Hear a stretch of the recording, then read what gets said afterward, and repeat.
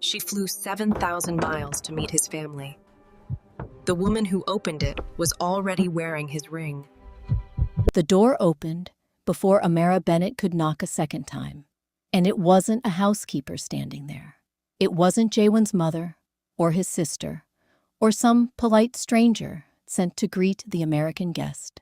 It was a woman, beautiful, composed, dressed like she belonged in that doorway, more than Amara ever could.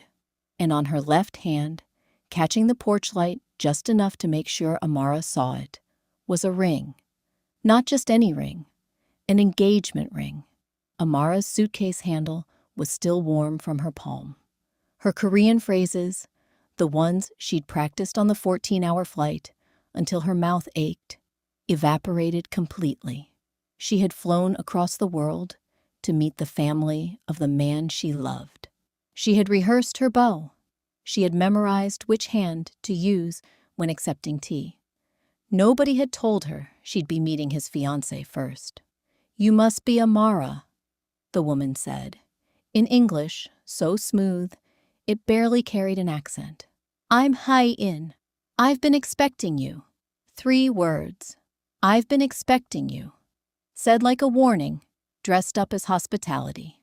Amara smiled anyway, because that's what she'd trained herself to do under pressure. Smile, breathe, don't flinch. "It's nice to meet you," she said, and stepped inside Cheongsan house, with her heart slamming against her ribs, like a fist against a locked door. 6 weeks earlier, none of this had existed. Amara had been an architect in Atlanta, drowning in deadlines, when a man named Jaewon Choi walked into her office holding a set of blueprints like they were something sacred. He didn't just look at her drawings. He asked about the why behind them. Why she'd angled the atrium toward the east. Why she'd chosen concrete over glass on the north face. Nobody had ever asked her why before. He kept coming back, not for the blueprints, for her. 3 months later, he asked her to marry him on a rooftop in Midtown. The city lights spread out beneath them like something they'd built together. She'd said yes without hesitation, and she'd meant it with every part of herself. She had pictured this trip 100 different ways on the flight over. Awkward small talk, maybe a skeptical father, a mother who studied her too closely.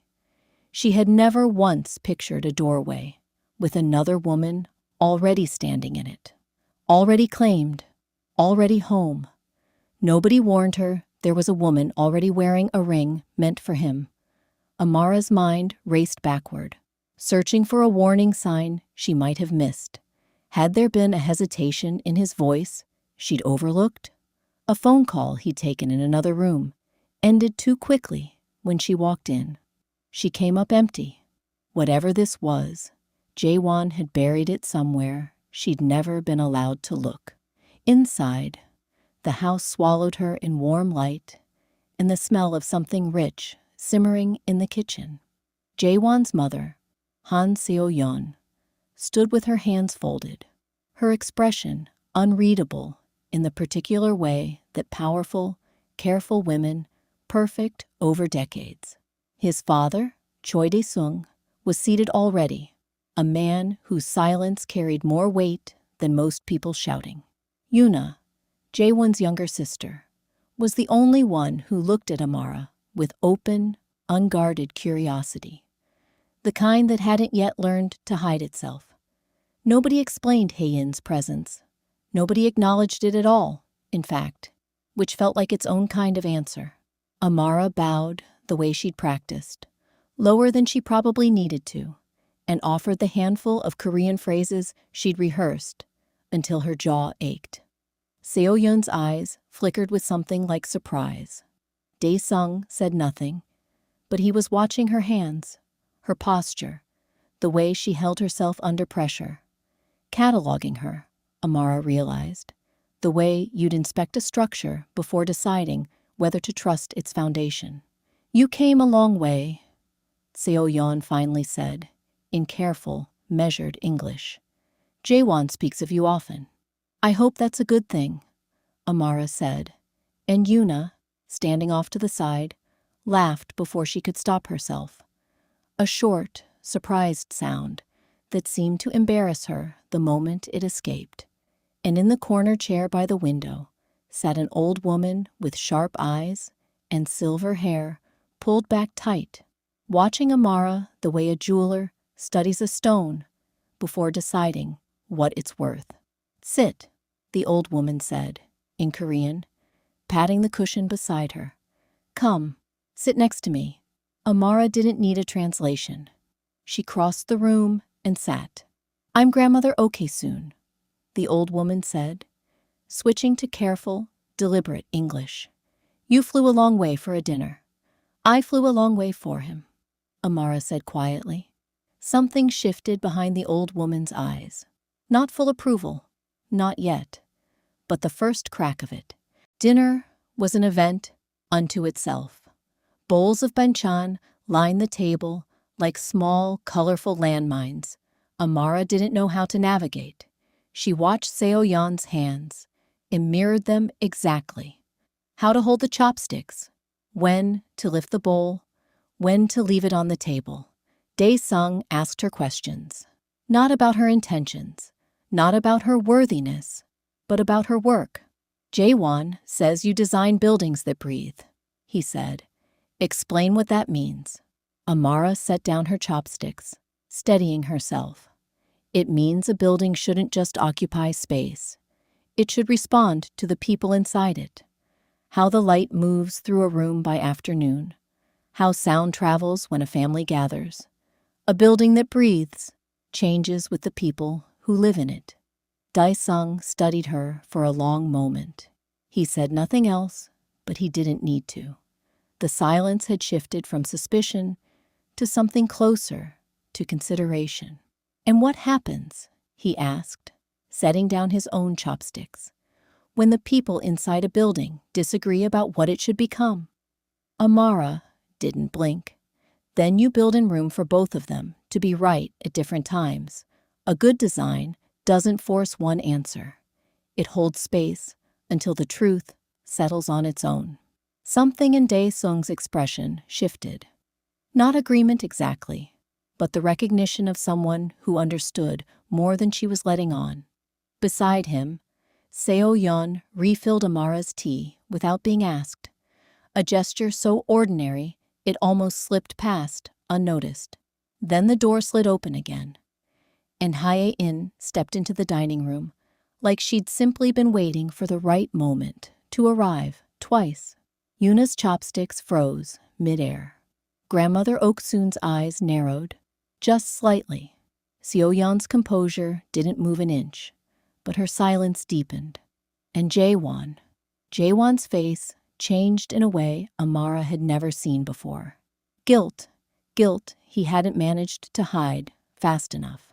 "Hae-in," Dae-sung said evenly, like her presence required no explanation at all. She took the empty seat, like it had been reserved for her, because it had. Amara sat very still, her pulse loud in her own ears, and said nothing. She'd promised herself on that flight she would not perform. She would not beg. She would watch, and she would understand, before she decided anything. But her hands, folded in her lap, were shaking. After dinner, Jaewon found her on the veranda, the night air cool against her flushed skin. "You should have told me," Amara said, before he could speak. Her voice wasn't loud. It was worse than loud. It was quiet and even and cutting. "I didn't think it mattered anymore," he said. "The arrangement was suspended years ago. My father let it go quiet. You thought wrong," Amara cut in. "Because she's here, Jaewon, wearing a ring, in your family's house, sitting at your family's table like she has every right to be there." Jaewon exhaled, and for the first time since she'd met him, he looked genuinely lost. "It was arranged when we were children. Our families, Hanryo Group and the Yoon family, built decades of business on the promise that Hae-in and I would marry. My father quietly shelved it years ago. I thought it had died on its own. He paused. The moment I got engaged to you, Chairman Yoon reactivated it. He considers it a contract, not a suggestion. Did you know this before you proposed to me? The silence stretched long enough to answer the question on its own. I underestimated how much it still mattered to him, Jaewon finally admitted. I'm sorry. I should have told you everything before you got on that plane. You let me walk into that house blind, Jaewon. Her voice cracked, just slightly, on his name. I stood on that porch and smiled at a woman wearing a ring I didn't know existed. Do you have any idea what that felt like? I know, he said. I know. And there's no version of this where I get to say it was fair to you. There isn't one. Then tell me the rest. All of it. No more shelved history. No more things you thought didn't matter anymore. Amara looked out at the dark garden, at the shape of a house she didn't understand yet, in a country she'd crossed an ocean for. She thought about every version of herself that might beg here, argue, cry, demand he choose her publicly right now, tonight. She thought about how easy it would be to make this about winning. I'm not going to fight her for a place at this table, Amara said, finally. I'm not going to compete. Either I belong here or I don't. And I won't perform for people who haven't decided yet. She turned to face him fully. But I'm not leaving either. Not until I understand exactly what we're up against. Together. Jaewon reached for her hand, and for the first time all night, she let him hold it. If this story has your heart racing already, imagine what happens when Chairman Yoon shows up to collect on that contract in person. Hit subscribe now so you don't miss what happens next. And drop a comment telling me who you think Jaewon really chooses. The days that followed were not dramatic. They were quiet, and that quiet did more work than any grand gesture could have. Amara didn't try to win anyone over. She woke early and found herself in the kitchen before anyone else, learning the rhythm of the house without asking permission to belong to it. She helped prepare breakfast without being asked. She learned 3 new words in Korean each day and used them badly, and let herself be gently corrected. Yuna cornered her on the 3rd morning, arms crossed, studying her like a puzzle. Can I ask you something honest? Always. Do you know he's never once looked at Hae-in the way he looks at you? Yuna said it simply, like a fact rather than a comfort. She's kind. Our family respects her. But there's no... She searched for the word. Spark. Not from him, not from her, either, honestly. How do you know that? Yuna shrugged, but her eyes were serious. Because I've watched them at family dinners since I was 12. It's polite. It's never once been anything more than polite. And I've watched him with you for 4 days, and it's already more than that ever was in 10 years. Amara filed that away without letting herself lean on it too hard. Hope, she'd learned, could be its own kind of trap if she let it do her thinking for her. Seo-yeon approached her differently. Through the sketches, she found Amara on the porch one afternoon, a notebook of pencil drawings open on her lap, capturing the curve of Cheongsan House's roofline. May I see? Seo-yeon asked. Amara turned the notebook toward her. Seo-yeon studied the lines for a long moment, tracing one finger just above the paper without touching it. My husband's grandfather built this house with his own hands, Seo-yeon said quietly. Most people who visit see old wood. You've drawn it like you see what it took to build it. I do, Amara said. Buildings like this, they're not just walls. They're proof someone believed in something long enough to finish it. Seo-yeon didn't say anything else, but at dinner that night, she served Amara's bowl before her own. A gesture so small, nobody else at the table seemed to notice it happen. Amara noticed. It was the loudest thing said all evening. Grandmother Ok-soon needed no convincing at all, and she made sure everyone knew it. She took Amara's hand during their evening tea and told her, through a mixture of broken English and patient repetition, about her own marriage 60 years earlier. An arranged one, to a man she hadn't loved at first, and didn't for years. Love is not always first, Ok-soon said. Sometimes it is what grows after, if you let it. But you, she tapped Amara's palm firmly, you already have it. Don't apologize for that. The peace didn't last. Chairman Yoon Tae-ho arrived for dinner 8 days later, and the temperature in the house dropped the moment his car pulled into the gate. He was a man built entirely of leverage. Every word he said seemed to carry the weight of a business deal underneath it. Contracts exist because promises fail, he said over dinner, not looking at Amara directly, but making certain she understood who the words were for. My daughter has waited patiently. My company has invested decades into an alliance your family agreed to. With respect, Chairman Yoon, Dae-sung said carefully, circumstances change. Circumstances, Yoon repeated, are not contracts. He turned, finally, to look directly at Amara for the first time all evening. You understand, I hope, that this is not simply a matter of the heart. Ports, shipping lanes, 3 subsidiaries. All of it was built on the promise of this union. You are asking a great deal of people you've known for a week. I haven't asked anything of anyone, Chairman Yoon, Amara said evenly. I came here to meet a family. What happens with the business is not mine to decide. The old man studied her, clearly expecting her voice to shake. It didn't. Amara said nothing. She didn't defend herself, didn't plead her case, didn't shrink under the old man's calculated stare. Her silence unsettled him more than an argument would have. She could see it in the small flicker of confusion crossing his face when she simply met his eyes and held them, steady and unafraid. Later that night, Hae-in found Amara alone by the garden's stone lantern. You didn't say anything at dinner, Hae-in said. There wasn't anything to say that would have helped either of us. Hae-in exhaled, something in her shoulders finally loosening. I never asked for this arrangement. I don't love him, not the way you clearly do. I've spent my whole life doing exactly what my father expects, and I don't even know anymore what I would choose if I were ever allowed to. Her voice cracked slightly on the last word. I'm just so tired. Then why not say that to him? To your father? Hae-in laughed, but there was no humor in it. You don't say no to Yoon Tae-ho. You learn to want what he wants, or you spend your whole life being reminded that you didn't.